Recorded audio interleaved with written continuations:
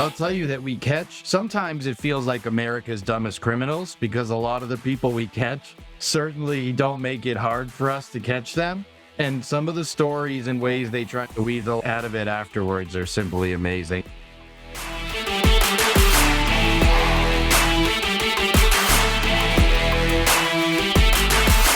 Hello, welcome to the Navigating Sports Business Podcast. I'm your guest host today, Jeff Nelson, the president of Navigate. We are a data-driven consulting firm guiding major strategies and decisions in sports and entertainment. We started this podcast to share the experiences and the stories of some of the amazing people we get to work with. They're not the star athletes on the field, but they are the most influential people off of it. Hopefully you learn a little something about them and a little something from them over the course of our conversations.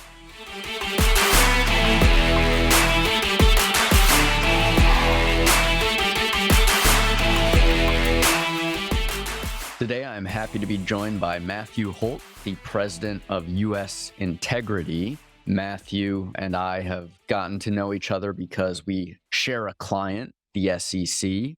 And before I ask you, Matthew, to hook our listeners with a crazy story, of which I know you have many, first, you better than I will explain who U.S. Integrity is and what you all do. So can you give kind of the overview, the elevator pitch of your role in our sports and entertainment world? Sure. Thanks, Jeff. Thanks for having me. So U.S. Integrity is a game integrity, fraud prevention, sports betting compliance firm founded in 2018, just prior to the repeal of PASPA. And essentially, we pull in real-time data, betting data, odds data, statistical data from the events, and look for abnormalities. And once we identify those abnormalities, they're sent to analysts for review. And then essentially we become the front-end alerting system for the industry. So when there are abnormalities found or reported by other operators, we send out alerts to operators so they can discontinue wagering on the events, issue responses to see if they also saw similar activity. We put all the aggregated information that we collect into a robust report and then hand it over to the appropriate law enforcement or gaming entity so that they can handle a criminal or regulatory investigation. We do a lot of other stuff, data-wise and sort of consultative-wise, but at the end of the day, that's our core functionality in the ecosystem. Now, crazy stories. You have a plethora of them, I know, without obviously giving away any of the names or the details that you can't. Key to a good podcast is a good opening. And so is there one in particular that you can share that is emblematic of what you see out there when it comes to sports betting malfeasance? And there's so many. I mean, so I will give you one, but just to put it into perspective, how many of these instances there are, we average 15 to 20 alerts per month, of which about 60% turn into suspensions, bans, or arrests related to nefarious sports betting activity. So you're talking over 100 to 150 instances a year of people being banned, suspended, or arrested to nefarious sports betting activity. So we certainly have hundreds.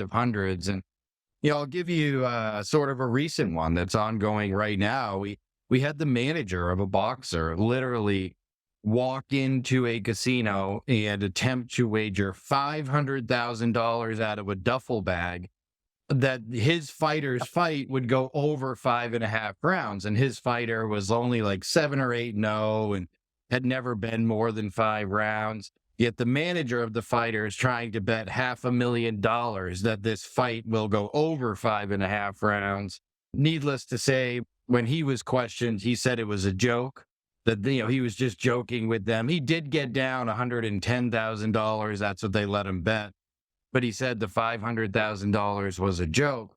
But when we looked at the amount of money his fighters had made, and that, assuming he makes between a 5 and 10% percentage on it, he probably made about 40 grand last year. And so where is this guy getting a duffel bag with $500,000 in Miami, Florida? Needless to say, the rest of the details are sort of sensitive because it's an ongoing investigation. But those are the things we deal with all the time. And I'll tell you that we catch, sometimes it feels like America's dumbest criminals because a lot of the people we catch certainly don't make it hard for us to catch them. And some of the stories and ways they try to weasel out of it afterwards are simply amazing. What some of these people don't realize is the second you walk into a casino, those cameras they have in there are unbelievable and you are facially identified. And then on top of it, if you log into a mobile sports betting app on your own device, you're geolocated to within a 2 or 3 foot radius. I just don't think a lot of people understand that when you participate in sports, legal sports betting, whether it be via an actual brick and mortar casino or on this device right here, you are literally tracked every step you take, every bet you make, everything that you do.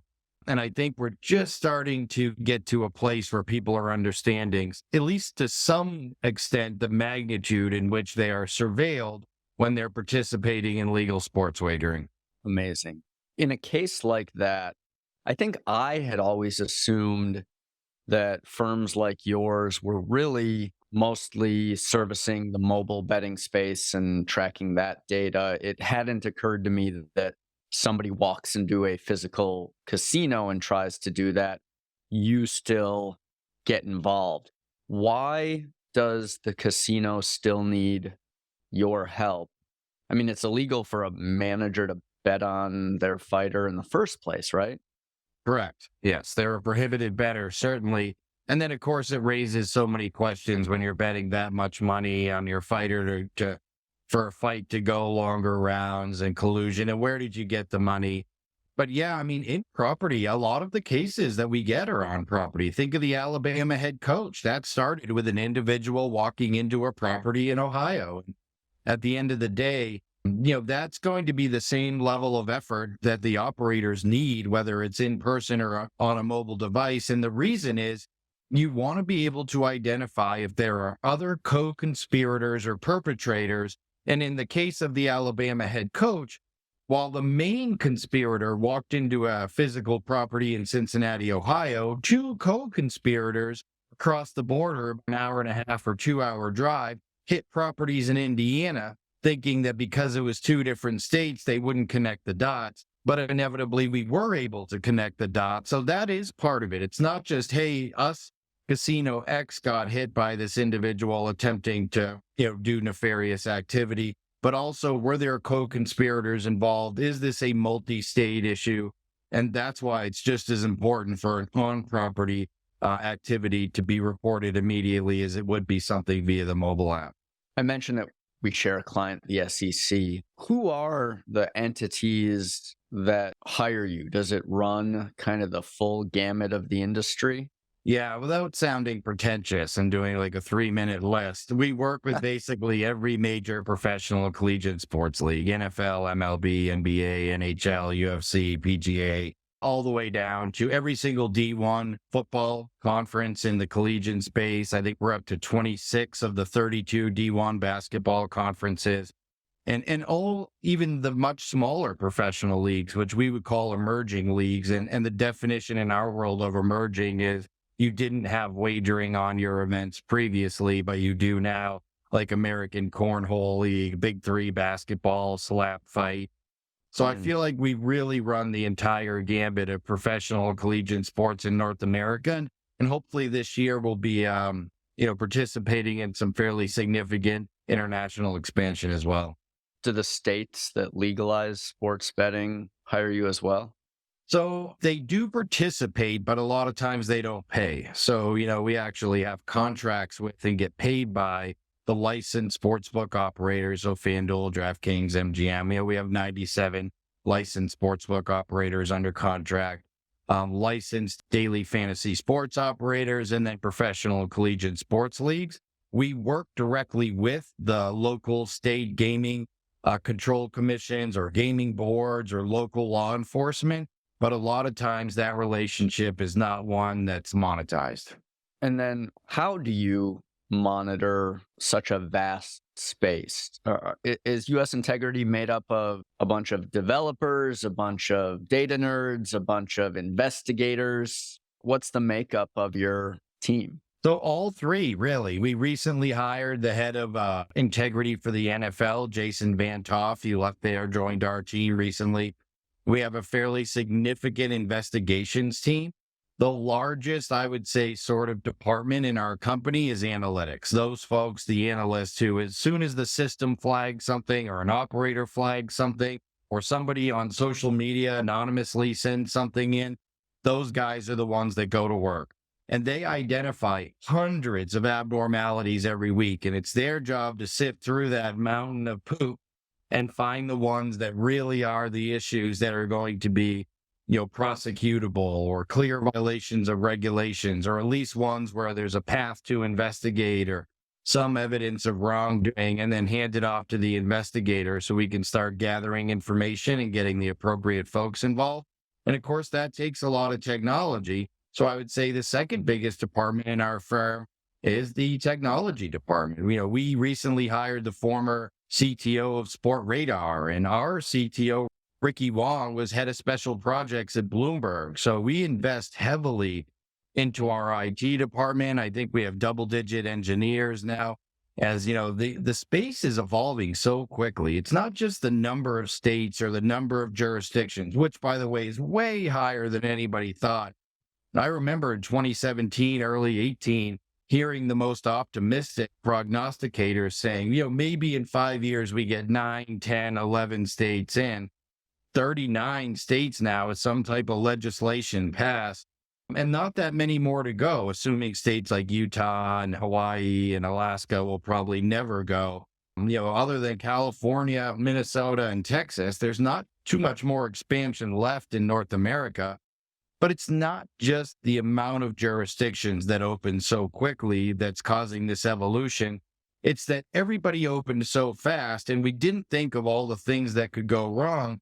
And now we're stepping back and looking at it and say, how do we invest further and build better responsible gambling efforts? How do we invest more and build better technology to make sure that we're catching inappropriate things, or people that are charging back all the time, or misusing bonuses? And there's all, hacking into systems, finding a way to hack or get around the geofencing and geolocation issues. So there's so much evolution in the space that we need to constantly ensure that we're building new technology that is out there actually catching people that are actually doing what is, today's nefarious activity, and not the nefarious activity of 5 or 10 years ago. The technology piece is so interesting because when you think just more broadly about that space, and I'm going to be a little out of my depth here talking about like hackers, but the impression that I think the general public and certainly myself has is that, there are kind of the hackers that are on the side of the good guys that get hired by the government, and then there are the hackers on the side of the bad guys, and it's kind of this never-ending race to see who can be out in front of each other. Is that the same, but in this kind of niche of the world, the sports betting world? 100%. And when we see it every year where new issues come up and then the industry becomes extremely reactive quickly. If you go back about a year ago, we saw major cybersecurity breaches at some of the biggest properties, MGM and DraftKings. Very public, very major cybersecurity breaches. People were hacking in, attempting to steal money from people's wagering accounts. And that, really changed the entire ecosystem, where now everybody has multi-factor authentication and the different cybersecurity practices. And it's the same thing with integrity. It's the same thing with anti-money laundering. It's the same thing with responsible gaming. As soon as we think we catch up, the space has moved so far again, and we're just constantly having to build to catch up. And it feels like we never catch up. Maybe that's how it's supposed to be, that the criminals and the most advanced folks are always a step ahead, and we're constantly playing catch up and chasing them. But it's just amazing to me that we have to remember it was May 14, 2018 that PASPA was repealed. So we're not even 6 years into legal sports wagering in North America outside of Nevada. And yet it feels like we've gone through 15 or 20 iterations of what legal sports betting looks like, especially on the regulatory framework side. And so sometimes it certainly does feel like we're playing catch up, and we feel like we could never have enough engineers or IT folks. You mentioned you sometimes feel like you're catching America's dumbest criminals, and I think those stories are probably the most entertaining and funny. But I guess when it comes to the responsibility piece of this that you mentioned, are there people hiring you to try to identify who has an addiction and how to intervene in those cases, or are we not there yet? So we sort of have a multifaceted approach to addiction identification and treatment. And one of it is prohibited better. So inevitably, we built Prohibit, this system, to stop all the prohibited bettors of the world from being able to wager on their own events. But also, if they're logging in multiple times, the league can mandate that they go get an addiction assessment. And as part of that Prohibit solution, we also invested with a company called KindBridge. So if you're ever get a notification, you're a college football player, you try to bet on college football, it tells you, hey, you're a prohibited bettor, you can't make this bet. And you go, oh man, what am I doing? There's also a link right there on the notification you get that says, if you'd like to seek help or assistance, with a gambling problem, please click here, confidentially and anonymously. And they can immediately get in touch with a therapist who can, get them to the right treatment, which I think is really important. We also participate with a company called Real Response, where we launched a product called Athlete Alert, which is for the mental health component of student athletes or coaches or officials who are harassed or threatened by these gamblers, who inevitably, because of their gambling losses, are lashing out at these individuals. I'll kill you, I'll kill your family, all of these horrible things. I think one of the best stories we have about it is the NCAA tournament last year is Gonzaga TCU, and Gonzaga was a 3.5-point favorite. They go up by 5 with just like 2 seconds to play, and the TCU player inbounds the ball, runs up about half court, heaves a half court Hail Mary and hits it. Now, all he's doing is playing until the final whistle. He didn't blow a big moment. He didn't miss a key free throw. He just played until the final whistle, hit a big three. The people who lost bets on Gonzaga lashed out at him for playing his best. I'll kill you, I'll kill your family, sexual assault threats, all because these people lost bets. So we want to make sure that these student athletes, when they receive this type of rage and bile and really just grotesque type of harassment and threats, that they have an outlet that not only can they report it with someone who will run these down and try to get these people banned from the ecosystem, but also give them a place where they can get mental health therapy, treatment, because the addiction side is really important, but the abuse that comes from these addicts when they lose and what they spit it at some of these people is just as much of a mental health crisis. And we certainly try to make sure we're covering that side as well. Do you ever think that sports betting is, maybe this shouldn't have become legal? Maybe this is a net negative in the sports and entertainment ecosystem? Well, I think that studies have proven that prior to the repeal of PASPA, according to statistics from like the American Gaming Association, estimated that there is approximately $300 billion wagered in North America the year prior to PASPA being repealed. And when we think about where we've gotten since this last year in 2023, and they're still waiting for a couple numbers to be reported for us to have an exact number, but the estimated number, and we're probably really close at this point, a lot of it's been reported, is around 125 billion. So we're not even halfway to the number yet that the American Gaming Association said was wagered in North America illegally in 2017. Having that number being wagered legally in 2023, we're still not even halfway. I think there's a long way to go. I think these nefarious activities were happening and happening at a wide scale prior to 2018. I just believe that the problem was back then we had no transparency, no access to data or information, no commitment from the leagues to participate and engage and try to catch these folks. And we didn't have the number of operators diligently looking that we do now and committed to finding them. So I just think it was happening a lot. And what would happen is these folks that were involved in other criminal activities would get busted, and then they would cut a deal and say, hey, by the way, and give you this match fixing thing at Boston College, Toledo, Arizona State, whatever.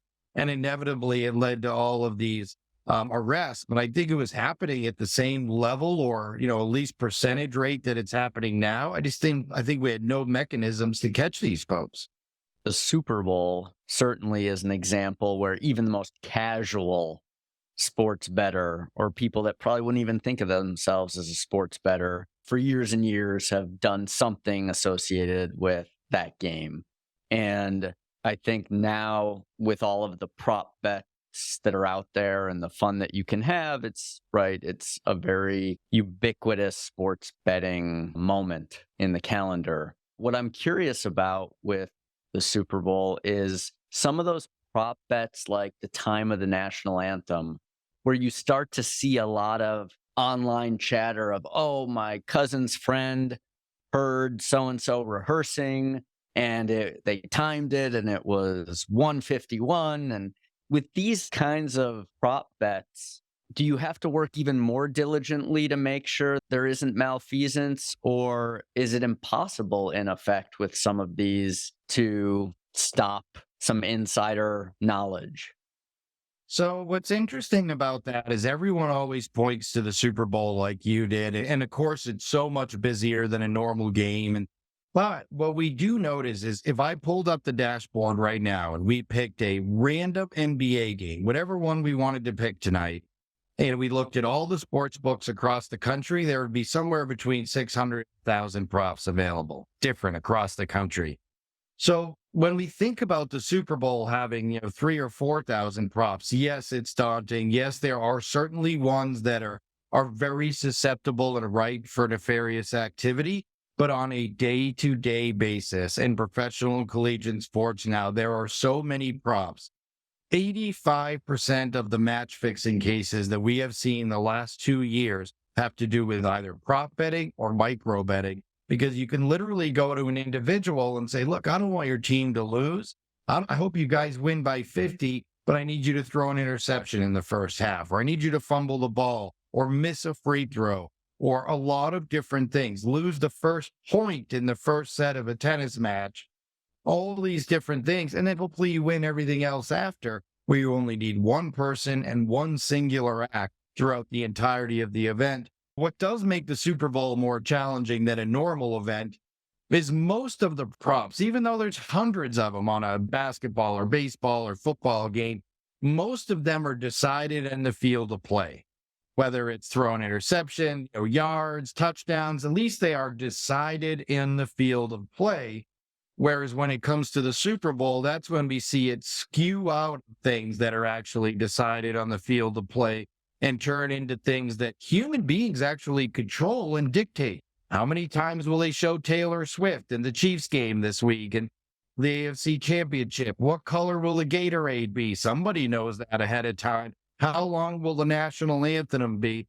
We always try to make sure that we do lots of education, lots of preparation with state gaming regulators and operators alike to say, here's some of the props we saw last year that we wouldn't recommend using again because they're ripe for collusion and corruption. And here's some of the things we're hearing or expecting that we could see this year. And we just want to make sure people are aware of that we're taking the right precautions, that we're identifying abnormal wagers from folks coming in on these. That's what the Super Bowl does. That's beyond the normal issues we deal with props. It's the props not decided on the field of play that somebody always knows about ahead of time that do really become problematic. We're talking almost entirely about sports here. What about politics or things like the Grammys or the Oscars, where there are certainly betting markets out there? Is that a space that you get hired to monitor a lot? And does it have the frequency of malfeasance that sports does? So awards in general tend to have some issues with them. No matter what sport it is, the Heisman, NFL MVP, AL MVP in baseball, Cy Young, all of these awards have issues because there's humans voting on them. And the parameters for those votes aren't always clear. And thus, sometimes people can take advantage of them. One of the things that's really interesting is the Heisman voting. So those votes are sent out to all of the people that have a vote way ahead of time. In fact, they were sent out, I think this year, like 9 days prior to the conference championship games. So you could start putting your votes in ahead of time. And what I've heard is at least a third of the votes came in prior to the conference championship games. Well, if you knew that, wow, now Jalen Daniels almost becomes a lock. And we saw it in the odds shift this year, where there's this massive wave of Jalen Daniels money. Yet the public sentiment, the media sentiment was it has to be the Washington quarterback because we saw him beat Oregon again in this big highlight champion. It was the highlight conference championship game played at an isolated time on a Friday night with no competition. And they went out there, two of the Heisman candidates, Bo Nix from Oregon, and of course the Washington quarterback as well. And both had an amazing game, scored a bunch of points. At the end, Penix had this awesome game and they beat Oregon for the second time. The media sentiment was, it has to be Penix. Look what he did. They're undefeated. He beat Bo Nix twice. But yet the odds kept going toward Jalen Daniels because we knew that a lot of these votes had already come in prior to that Oregon-Washington game being played, and thus it was irrelevant to a third of the votes in the country. It's really, really important that odds makers, companies like ours, everybody in this ecosystem, in the regulated licensed ecosystem, really understand the parameters of these awards. Who's voting? When are they actually voting? Who's holding the votes and has access to them? And it becomes a lot. Now, politics, on the other hand, thankfully, it's not here in America yet. You know what one we had last year? We had some sports books put in attempts to get this approved, and thankfully, for the most part, it didn't. We did see a couple of states allow it on a slower level, but we're starting to see more and more of a push of it is a transfer portal. Which school will be the next place this kid goes to? And we see it every year with coaching, and they allow it for coaches. We see the market for Belichick and Harbaugh, and where are they going to end up? And that's hard enough to track because, again, the coach knows he gets to pick where he's going to go. He's going to tell people. His inner circle is going to have inside information. All of those things are already problematic. But when you try to think of something as daunting as the transfer portal, and we're going to start putting odds on where each kid lands in the next school, wow, that is a market that is really ripe for collusion and corruption, and one that is so big, I don't know how we could accurately track so many people in a market that's so ripe for that to be problematic. Yeah, that's wild. What about free agency in the pros? Is that allowed? All of it, yes. We saw big time betting this year on where Shohei Ohtani would go. And I would say maybe that was the largest or at least most handle we ever saw. Millions and millions of dollars poured in on where Shohei Ohtani would land, which team. And to be honest, it was almost a daily dramatic shift in the odds. If you remember, he took this flight to Toronto and everybody caught him. Yeah, that's right. And Toronto went from like 25-1 to like 2-1 the next day. And everyone was like, oh my God, it's the Blue Jays. And it was the Cubs for a couple of days. But all this money came in on the Cubs. We had to investigate it. People thought it might have been. And at the end of the day, the Dodgers were always what they were, the biggest favorite. He wanted to be on the West Coast. But inevitably, that market literally had day by day, hour by hour, dramatic shifts as injury or as information came out from different sources. And I just think that's where we're headed with every free agent, the transfer portal. If Ohtani is indicative of any time a popular player is going to switch where they play, boy, we're in for a heck of a lot of trouble trying to track those markets. The need for what you do seems so glaring and so obvious. I think it's kind of interesting to think about how you specifically were the one who ended up in the chair you're in and on the podcast you're on talking about what you're talking about. I just want to quickly get a little background for me and our listeners on how it ended up being Matthew Holt as opposed to any number of other people who probably years and years ago were thinking, well, this is coming and somebody's going to have to serve this function. So briefly, where'd you grow up? Were you always into sports? Were you a sports bettor at an early age? Was the sports better? I think I was always drawn to sports.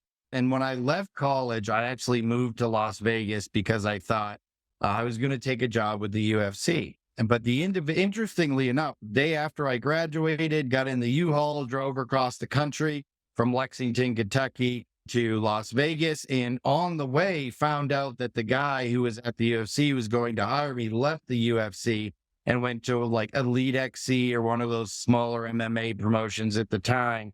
And I went, oh man, what am I going to do? So when I got out to Vegas, got an apartment, I met someone who ran a company called Don Best. It was like an odds and information aggregation service. And it gave me my entrance into regulated sports betting, which I have literally spent every day of my post-collegiate career working in this space. And I got the opportunity when I left Don Best to go to a company called Canner Gaming, which was really ahead of its time at the time, around 2010, launched the first ever regulated mobile sports betting app at a time when people didn't believe people would bet on their phones for about 5 minutes until we got it legalized and they saw, of course.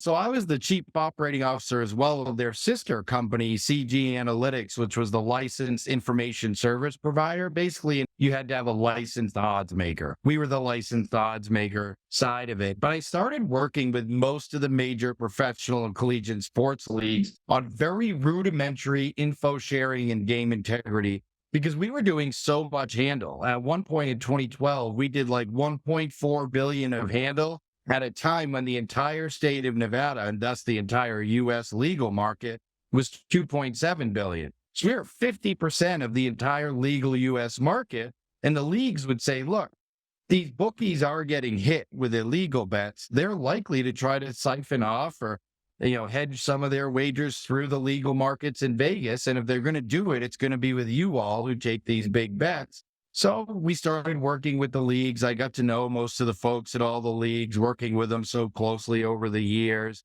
And then I knew in late 2017 that the leagues were going to pull out of those injunctions in Q2 of 2018 and that PASPA would be repealed in Q2 of 2018. And it quickly became apparent when the date was because we saw when the Supreme Court was going to hear the case. And so we looked into the first 4 states that had regs ready and were going to be ready to go that day as soon as the gavel struck down, they could actually launch. And that was New Jersey, Pennsylvania, Mississippi, and Delaware. And they all had regulations that mandated that licensed sportsbook operators contract with a licensed independent integrity monitor. And we looked into it and there weren't any. So we started U.S. Integrity in spring of 2018 to fulfill that regulatory mandate. And 6 years later, the rest is history. We'd like to think we're great partners and build great tech. And we certainly got a little head start, though. There's a little irony there that you almost had inside information to make a bet on creating this company that prevents inside information. Yeah.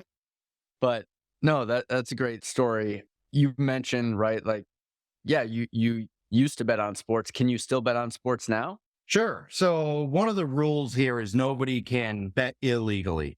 And in some of our contracts with some leagues, it does stipulate that no one in the company shall ever wager on their events. And some it doesn't.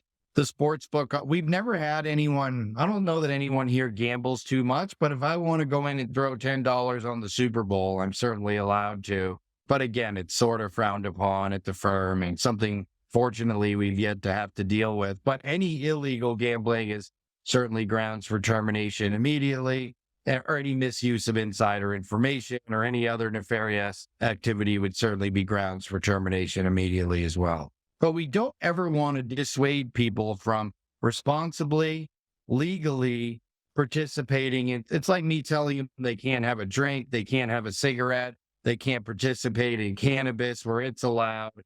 We thought it was a step too far in the sort of the privacy and rights of our employees. We also said, could we tell them they can't have a drink? Could we tell, so at the end of the day, we sort of set parameters around it. And hopefully no one ever goes outside those guardrails.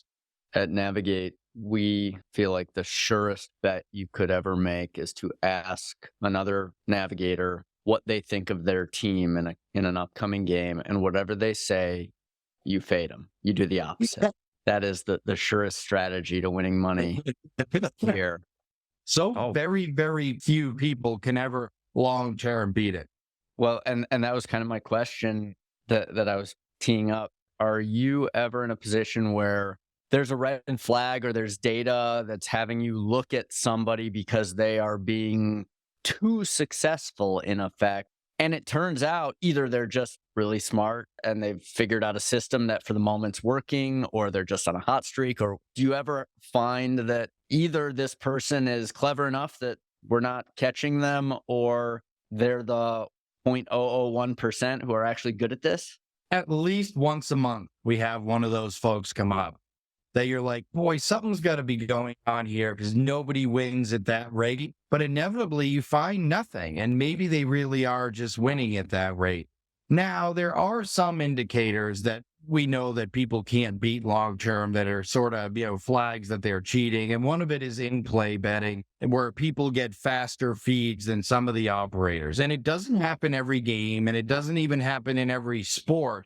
It just happens sometimes. So what these groups do is they literally monitor all the games that are going on for live betting and see if they can get a feed that's faster. And it just so happens that sometimes the data providers' feeds are slower than somebody either pulsing from the arena or got a fast radio feed. A lot of times terrestrial radio feeds are quicker than the TV feeds. And somehow they'll end up 15, 20 seconds ahead. And thus, inevitably, they're betting on outcomes they knew already happened. And we'll catch those groups, because over the long haul, when you're only betting the games when your feed's ahead, inevitably, and we can catch you, but they'll get away with it for a long time. One of the giveaways is nobody hits 100%. Like if you threw a couple losers in there, it may not be as obvious, but when you go like 300 for 300 in your last 300 bets, that seems impossible. And so, yeah, if we do find people, there are some people out there that certainly get hot for periods of time, and sometimes for significant amounts of money, betting thousands of dollars a game and win 15, 20, or 85% over a 2-month period. And maybe they're just doing it the right way, because we have to assume, like any gambling product, some people do win. But it certainly catches our eyes, and I'm not surprised at the amount of them where you go, where the person always says, no, I'm really good. And inevitably we find they were getting inside info, or they had a faster feed, or it wasn't just they were so good. It's much rarer that they're so good. God, I hope you're investigating me someday, because I've just gotten so hot that you have to figure it out. When we think about the future of this space, the one question I have for you is, if you had to guess what year all 50 states are legal, how far off are we? I don't know, because here's the problem. Utah has an anti-gambling policy in its constitution. It says it is unconstitutional to offer any type. They don't even have lottery, and probably never will, because it's in their constitution. So it'll take a constitutional change in Utah to ever allow gambling. And no one has even tried to put a gambling bill forward, because there's just no appetite for it in Utah. So if you say minus Utah, maybe 2030, because I do think Hawaii and Alaska, maybe Alaska too, may not, because I don't know that their economy, that those folks are even interested in sports as much or have enough access to sports to want to watch it. But I do think Hawaii, Alabama, some of those, Georgia, will finally get regulated sports done in a very regulated framework. Georgia's been very close a couple times. So I think by 2030, we'll have Texas, we'll have California, we'll have Minnesota, sort of those bigger states all done. Utah's the one, though. I don't know, man. I'm going to say we get to 49. I'm holding off on Utah. Does California and Texas, does legalization in those states, in effect, is that good for your business? Because now there's just that much more wagering happening, or are you kind of ambivalent? Well, it's good for our business because inevitably both states will employ lots of new operators who will become new clients of U.S. integrity, hopefully. But I also think it's good for the sports. It's good for the states, because let's face it, it's not like no one in Texas is betting right now. They're just betting with bookies and offshore sports books and means that we have no access to information or data with. So we're not catching any of those folks, but they're betting and they're participating in betting They're just not doing it legally, and the state's not getting any benefits from it. I think Texas will go before California. The gentleman who had the ballot, the bill up on the ballot in California withdrew it today again. So, they won't be happening in, at least till 26. They're two different problems. Texas, it took a little bit of a cultural sway as well as, getting some leadership over the line. But I think Texas is getting really close and ready for both land-based casinos as well as legalized sports betting. Casino is literally a tribal versus state government issue where the tribes have their own agenda, the state government has its own agenda. And unlike a lot of other states where those two have come together and worked something out, but hasn't happened in California yet. And until it does, neither one of those has enough voting power to beat the other, but they certainly have enough power to stalemate each other for a long time. And that's what's happened thus far. In Europe, at football stadiums, soccer, for those of us here, in the same way that you can go to a concession window and get your food or your drink, there are betting windows at some stadiums. Do you think that is in our future? There's certainly sports books attached to stadiums now, but actually like in the concourse, do you think it's as commonplace? Yes, and I think it's actually in the present. So if you've ever been to the Phoenix Suns arena, as you walk in through that sports book, they have over 60 kiosks right there. And Great America Ballpark in Cincinnati, who has the book attached, and the Arizona Diamondback Stadium that has the book right there. We've sort of skirted with it a little bit. I thought the Phoenix Suns and the New Jersey Devils in hockey, you have the betting lounge inside the arena. We're seeing more and more of it all the time. And I think the reason it's going to become sort of an industry standard in sports, period, is we haven't had one issue out of all of those. I guess at Great America, we had the Alabama head coach issue, but we were able to catch it immediately because the data's there, the transparency's there. So inevitably, I do think this hasn't hurt any of those sports. It hasn't hurt the integrity of those sports in any way. And all of those arenas and stadiums are adding to the experience that the now ticket holder going in is having. I do think it is a staple in North American arenas and stadiums in the next 5 to 10 years. Let me just shoot a few rapid fires your way. Who's your personal hero? I think it's Larry Bird growing up. I think it was because my parents got divorced when I was young. And, my dad had this affinity for the Boston Celtics. We grew up in the Boston area. And I remember one time he came to pick me up and all I wanted for my birthday was a Larry Bird jersey. And he had bought me a Larry Bird t-shirt. And when he got up to the door, I was like, "Did you get me a Larry Bird jersey?" And I remember seeing him through the window go back to the car and rip the sleeves off of a Larry Bird t-shirt, which now became a makeshift Larry Bird jersey. And my dad who had passed, because of the fondness we had going to the games, we used to get cheap tickets way up in the rafters. And Larry Bird became my first connection to sports, like really passionate connection to sports, which stayed with me. I maintained that connection to sports, but had it not been for my dad and Larry Bird, I don't know that it ever would have started. Something always has to kickstart our passion, our love affair with sports. And for me, that was Larry Bird. Too bad you couldn't bet on him in the 3-point contest back in those days. It was electric. And he was good. What in the next year are you most excited for? I feel like at this point, we addressed all the 2023 issues. So what was the big, problematic issue of 2023? It was prohibited betting. We saw it at Iowa State, and, 14 NFL players suspended, and G League NBA players, and some Premier Soccer League players. It basically afflicted every professional collegiate sports league in North America. And we finally found a practical solution that got buy-in and engagement from all of the sports books and all of the sports leagues. So anytime you solve a problem that's so emblematic across the entire industry, you're like, oh, great. But inevitably, what that means is there's a new problem coming in 2024. We need to be prepared to try to solve it as well. If you had to guess, what % of illegal activity still can't be caught? I would say at least 25%. I just think, again, we joke and we say, look, we always catch America's dumbest criminals. We catch the ones that make it easy, but we still don't have think about sports betting in terms of financial services. Every single financial service firm has to report every trade they make.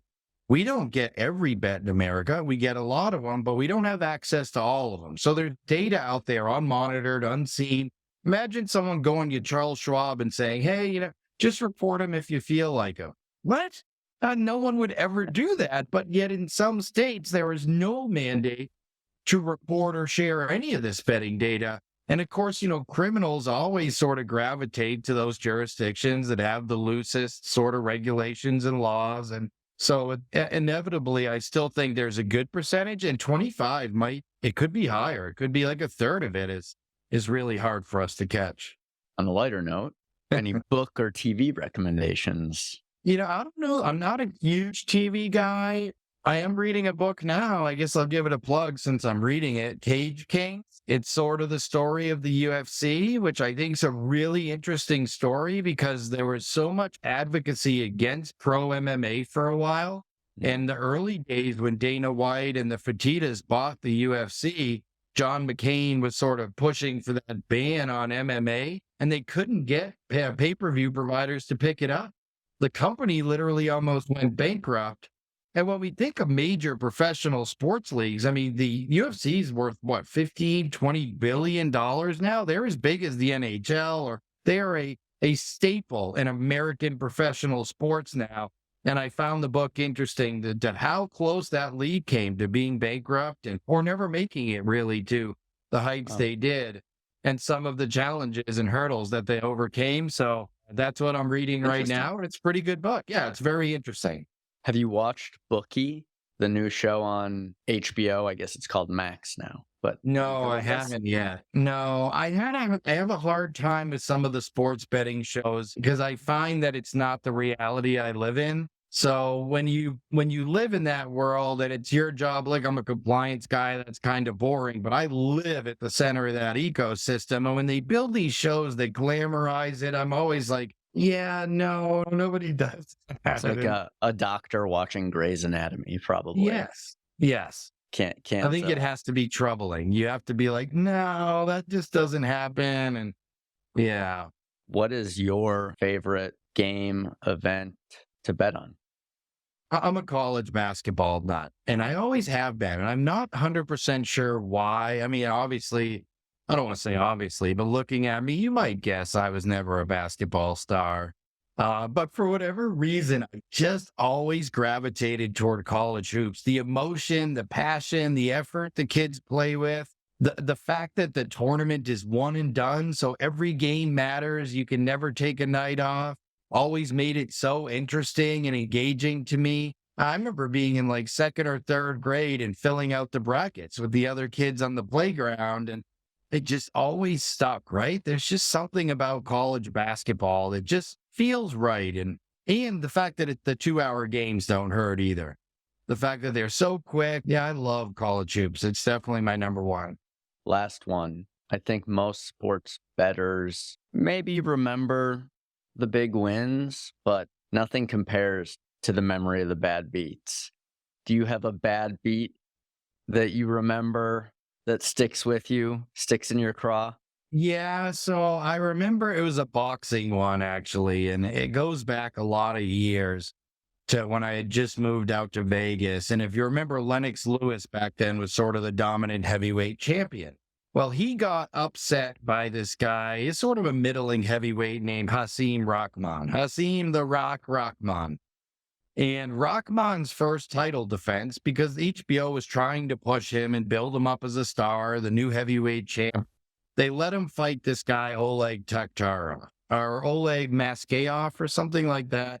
And I think it was Maskayev. And it looked like a mismatch on paper. He had already beat him, like knocked him through the ropes years when they fought earlier. And he was only like a minus 200 favorite. And I couldn't understand why. I thought, man, he's going to destroy this guy. It's a setup fight. And I just kept betting it and betting it. And the problem with boxing is they announce a fight, way out. So it gives you a lot of time to keep betting it and betting it. And it was just like this sure can't lose thing. And I would take a portion of my paycheck and keep betting it. Well, he didn't train at all, Rahman. He celebrated his heavyweight win. He came in super fat and gross, and I was like, oh, God. And even being fat and gross, he's winning the fight easy and just winning and winning and winning. And it got to round 10, and he probably won every round and hurt him and almost knocked him out. Well, he's so fat, he gets tired. He doesn't want to get off the stool anymore. So, like in round 10 or 11, he could barely get off the stool. I think it was round 11 or 12. I just needed him to stay upright for like 3 minutes. And he was so fat, he like just fell down out of exhaustion and lost the fight. And I was like, oh my God. And it was a good lesson. Like, there's no such thing as a sure thing. And yeah. And that you don't control the preparation of the athletes involved. How did I know he wasn't going to train at all and didn't care? And yeah, that sucked. Well, every time I talk to you, it's a sure thing that it's going to be a fun conversation. I really appreciate you joining us. Matthew, thank you again. For our listeners, if you have any questions or comments, please feel free to reach out to us. My email is jeff@nvgt.com. You can also connect with us on my personal LinkedIn.